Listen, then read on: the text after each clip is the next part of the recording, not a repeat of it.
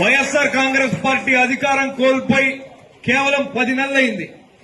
ఈ 10 నెలల్లో వైఎస్ఆర్ కాంగ్రెస్ పార్టీ కేవలం 11 సీట్లకు పరిమితమై తిరుపతిలో 62,000 ఓట్లకు పైగా తేడాతో నేను ఓడిపోయినా జిల్లాలో కూటమి ప్రభుత్వాన్ని గడగడలాడించడం మొదలుపెట్టింది తిరుపతి నియోజకవర్గంలోనేనన్నటువంటి విషయాన్ని మీతో పంచుకుంటూ, దానికి ప్రధానమైనటువంటి కారణం ఇక్కడ నా వెనక నిలబడినటువంటి సోదర గణమేనన్నటువంటి విషయాన్ని నేను మీతో పంచుకుంటున్నాను.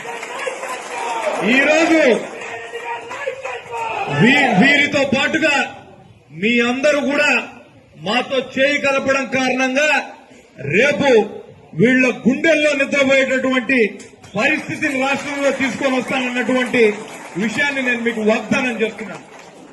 డిప్యూటీ మేయర్ ఎన్నికలతో మొదలైనటువంటి వీళ్ల అరాచకం ఇప్పుడు రాష్ట్ర వ్యాప్తంగా ఎక్కడ చూసినా అవిశ్వాసాల పేరుతో అక్కడ ఉన్నటువంటి వైఎస్ఆర్ కాంగ్రెస్ పార్టీ చైర్మన్లను, లేదంటే జడ్పీ చైర్మన్లను, మేయర్లను, వైస్ చైర్మన్లను, డిప్యూటీ మేయర్లను దించేటటువంటి దిశగా వీళ్ల చర్యలు పోతున్నాయి.